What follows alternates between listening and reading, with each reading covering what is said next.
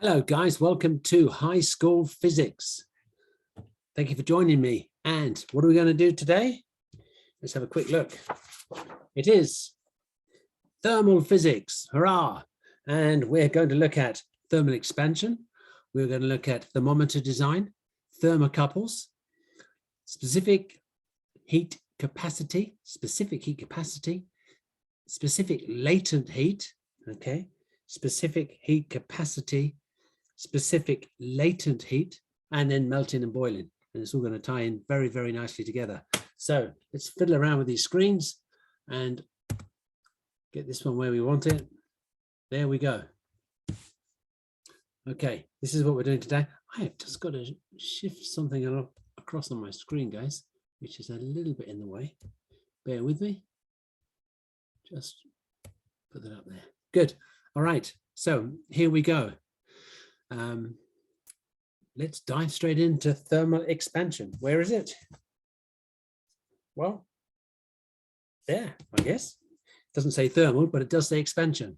Okay, so with thermal expansion, what this means in everyday English, guys, it's just heating things up so they get bigger. All right, now one or two things get smaller when you heat them up. All right, but usually things get bigger. All right. Some types of rubber will get smaller when you heat them up, okay? And if you think about an ice cube, when an ice cube heats up, turns into water and its volume goes down. So there are one or two exceptions, but generally you heat something up, we put in internal energy into it, which we used to call heat energy, and that makes the molecules, particles inside it vibrate around a lot more. Therefore, they've got more kinetic energy. So the kinetic energy goes up. And this is the same for a solid, a liquid, or a gas. Okay. It'll do the same thing. Remember these two, we can join these together and we can call that a fluid. All right. So solids and fluids behave in the same way. When something expands, we put more internal energy into it, it gets more kinetic energy. Okay. So this can be useful and this can be annoying, and it's something we have to live with. It could be useful in the thermometer because we use expansion so we can measure temperature. That's a great thing. And lots of examples day to day, like train wheels. We think they're metal. They are, okay, but they have a metal tire. Like a tire on a car is made of rubber. On a train, you have a metal wheel with a metal tire, okay? And you can't really see it, but they're joined together very, very closely. And the way you put the tire on is you shrink down the wheel by putting it in something cold like liquid nitrogen, and the wheel gets smaller. You put the tire on it and the wheel expands again and holds the tire in place. Okay, pretty quirky, pretty unusual, but it happens. Places where expansion is a nuisance will be on a bridge. So when you go onto a bridge, especially a big bridge, you'll see these kind of finger-like bits of metal, which are like this, and they interlock, okay? And the bridge will expand on a summer's day, and they'll push in, and on a winter's day, the bridge will get shorter, and they'll push out. And so you get a little blip when you go over the bridge. When you get onto the bridge, there's a blip, and just watch out for these little finger-like pieces of metal, which link together like that, okay?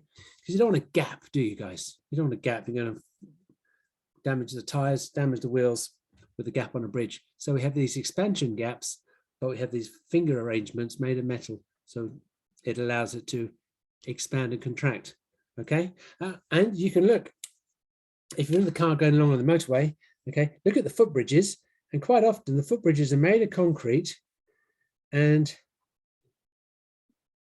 look up at the footbridge, it'll be like this. It'll have this design.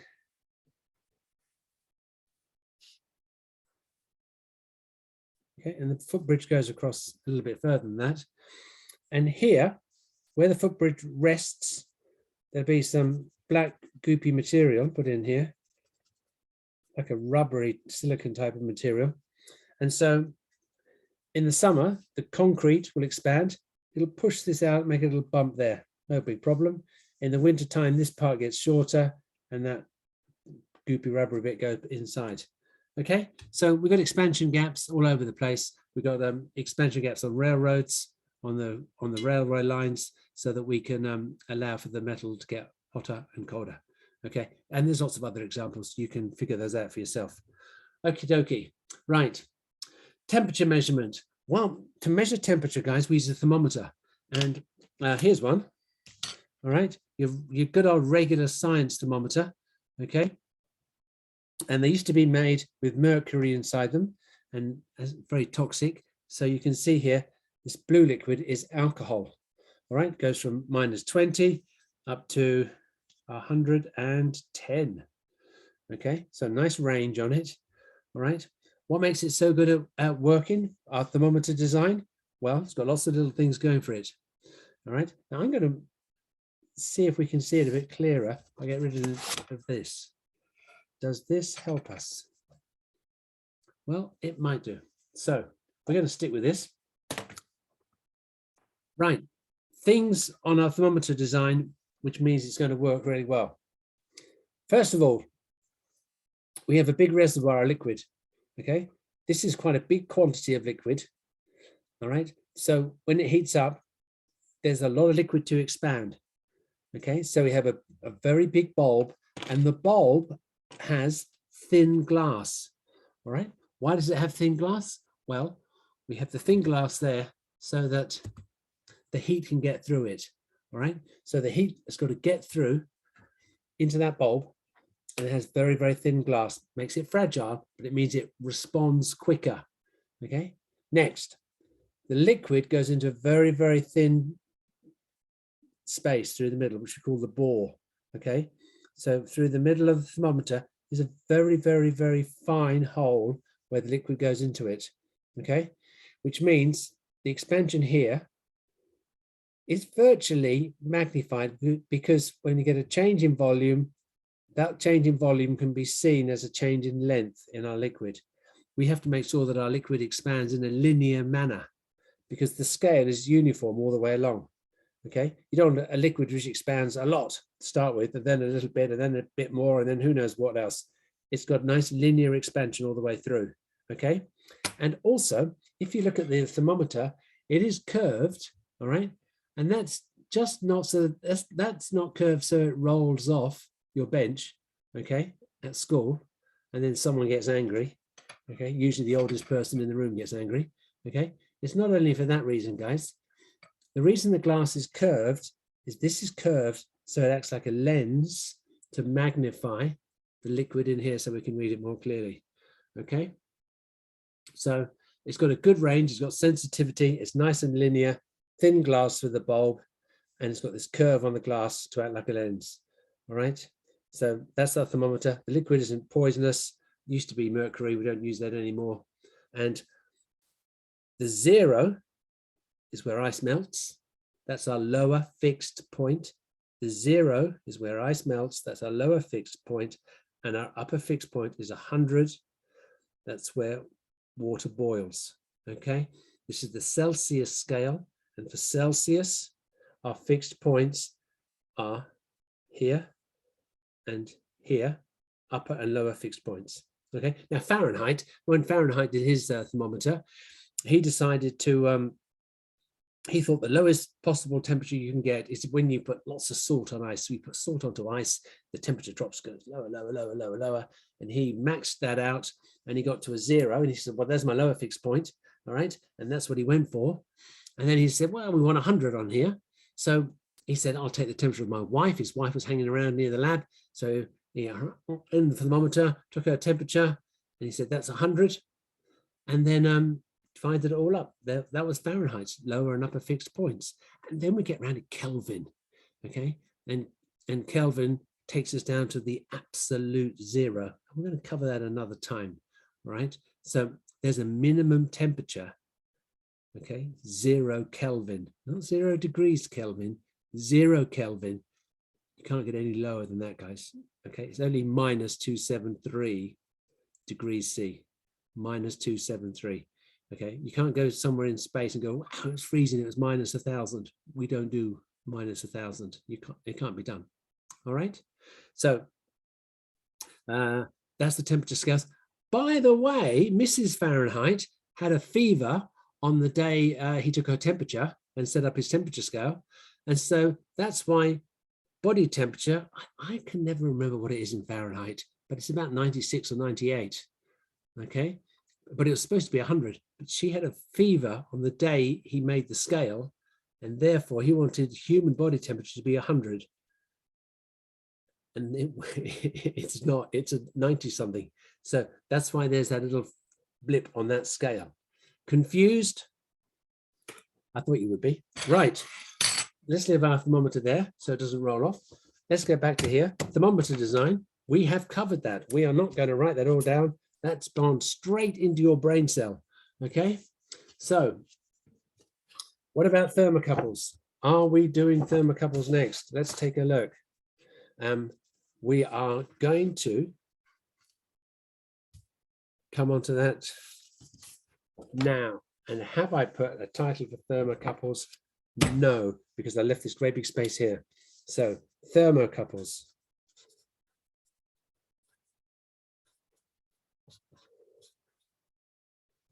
Okay, thermocouples, guys, nice easy thing this. The thermocouples, basically what it is you have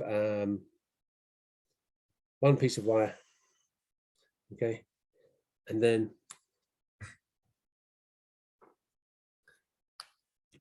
we join another piece of wire to it, okay, a different type of wire, and quite often there are different designs, okay.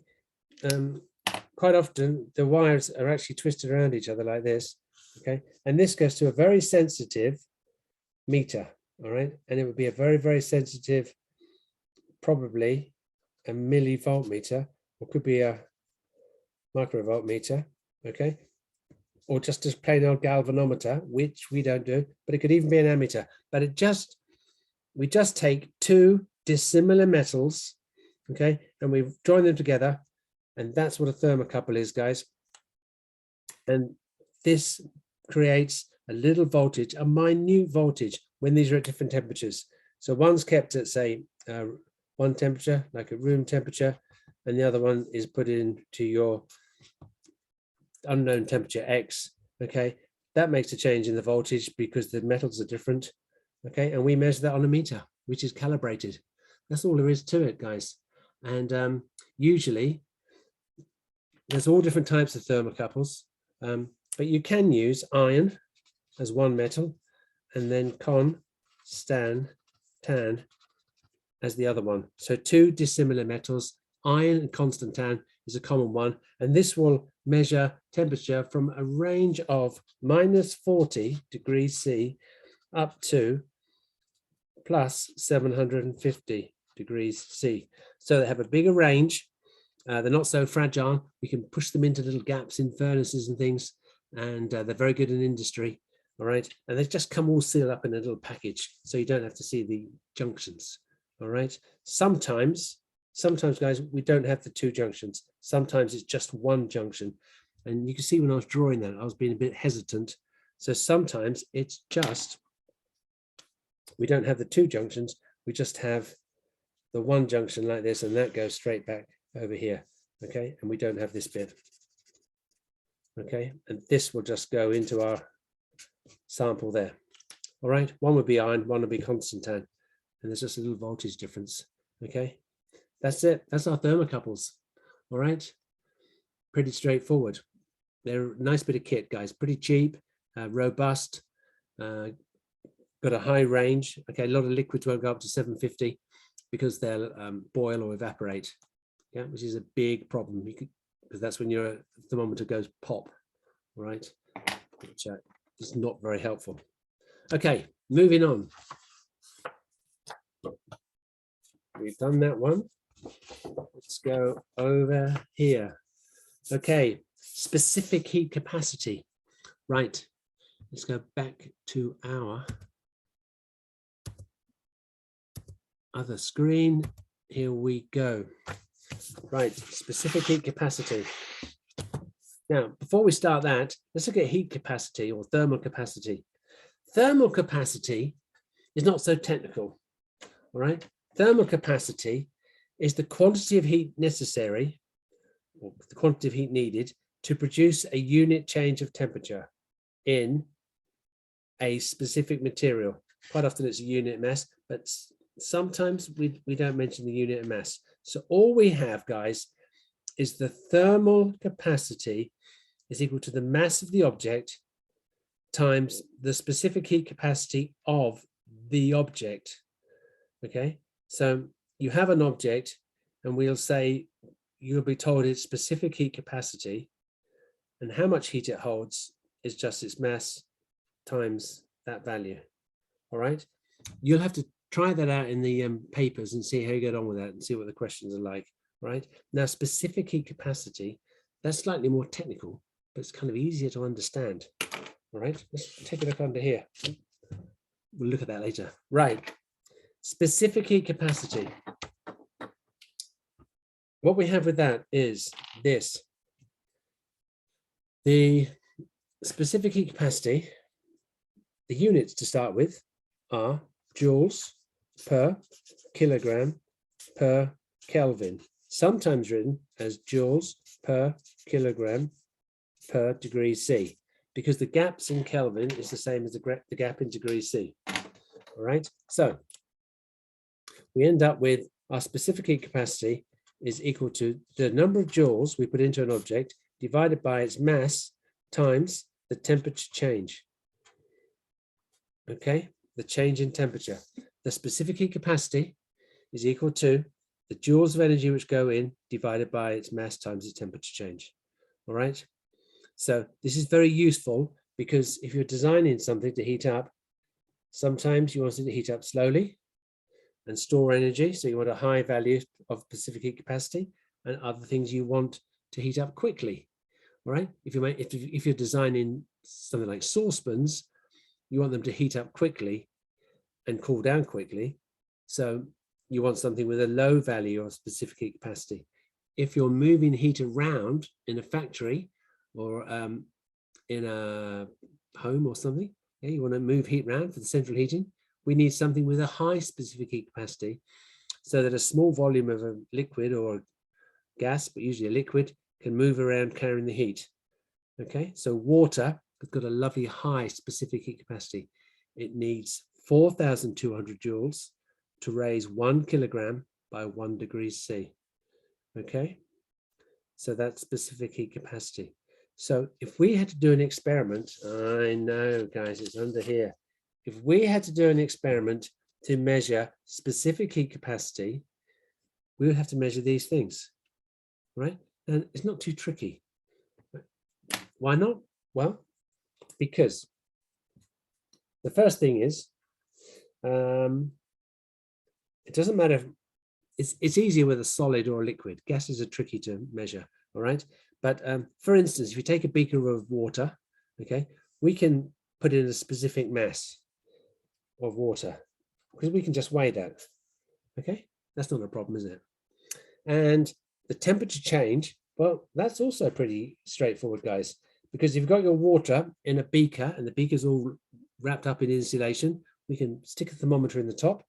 We can measure the temperature at the start and the temperature at the end and subtract T1 from T2 to give us the change in the temperature. So that's quite easy. Yeah. What's the third thing? Joules. Well, we can heat up our water, guys, just by dropping a heater into it, an electrical heater. Yeah. So once again, pretty easy to measure the joules. The joules is equal to I/T V. Okay. The current, which can be in amps, the time, which is going to be in seconds, and voltage, which is going to be in volts. Okay, so quite a long-winded experiment. You just have to set it all up, make sure everything's insulated, the water's all insulated, put your electrical heater inside it, you've got the mass of the water, measure the temperature, before heating, after heating, make sure you got the maximum temperature it goes to, Don't just switch it off and go, oh, I'll take the temperature now, because the heat will be traveling through the heater still. Make sure that goes into the water, wrap it all up nicely with loads of insulation, and then with your ammeter, voltmeter, and stopwatch, you can measure the joules that go in. Chuck it all into the equation here, and that's the job done. The experiment is all finished. Good. Melting and boiling. Okay. Melting and boiling very, very quickly. Now, remember, guys, boiling is not the same as evaporation. Boiling happens at a boiling point. Water at 100. Evaporation occurs at all the temperatures between 0 and 100. Okay. Melting, things melt at a specific temperature. So we have specific temperatures for melting and boiling. So if we were to draw a graph, if we had our little old graph of temperature against time,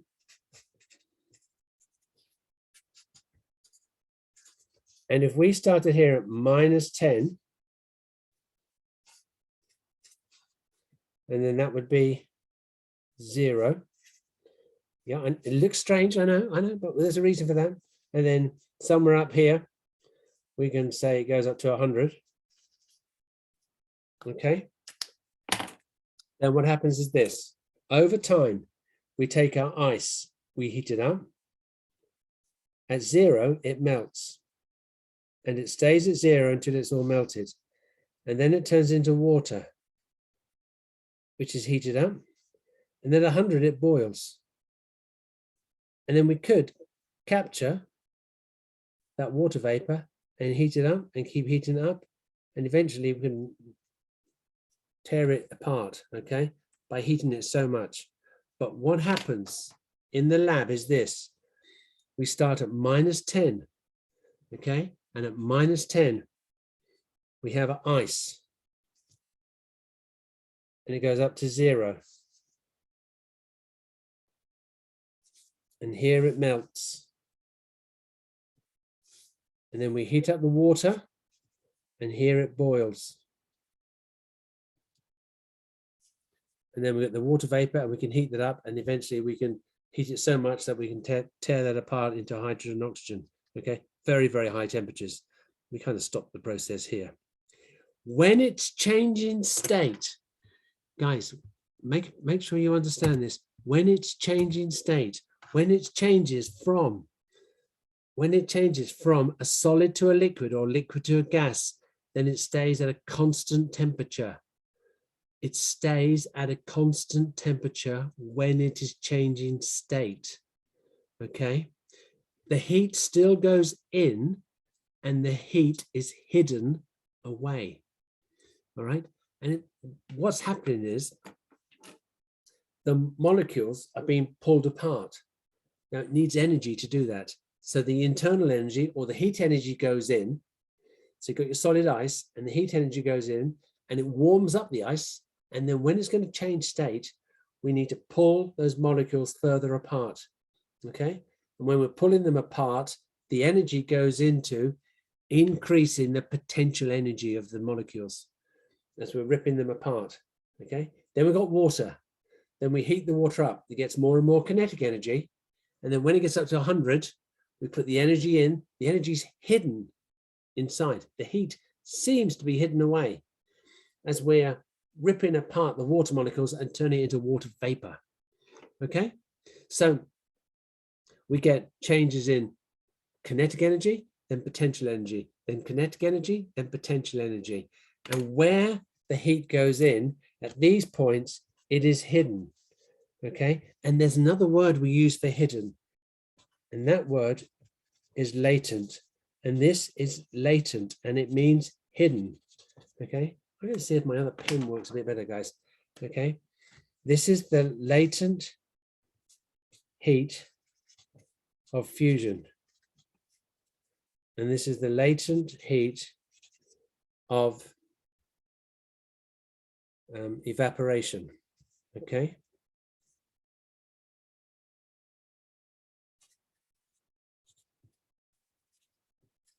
And it's specific for a specific substance. Okay, so we get the specific latent heat of evaporation and the specific latent heat of fusion. Fusion means melting. All right, we put the energy in, doesn't seem to go anywhere, it's hidden. All right, so the middle section is the specific heat capacity. All right, so there's a lot going on there, guys. That's the melting and boiling. All right, there's a lot of things happening. Where there's latent heat, the latent heat is the number of joules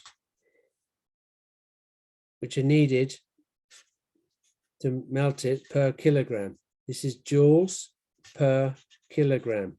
The latent heat is equal to the number of joules per kilogram. Okay. The specific heat capacity is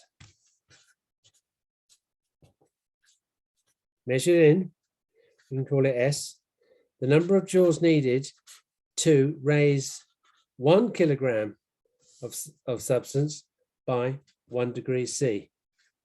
Okay, so the specific heat capacity is the amount of energy which goes into 1 kilogram to raise it by 1 degree C, or 1 degree Kelvin.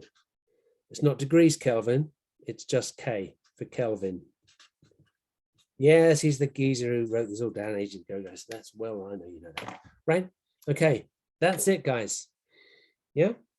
So depending what you're going to be asked to measure, you'll be given all these things. And if you had a question on this, it would probably say, what's the specific heat capacity of our unknown substance? If you'd be told these things, or you'll be told, there's only 4 things. You'll be told 3 of them, won't you? Okay. And then you'll figure out the 4th. Right, that sounds pretty good. What's underneath here? Condensation and solidification. With condensation and solidification, that's the opposite process, guys. And with the opposite process, that heat comes out. The heat comes out, right? Obviously, if you've got water and you want to turn it into ice, you've got to take the heat out. We put it in a refrigerator, in the freezer, right? We know that. You put it in the freezer and we take the heat out.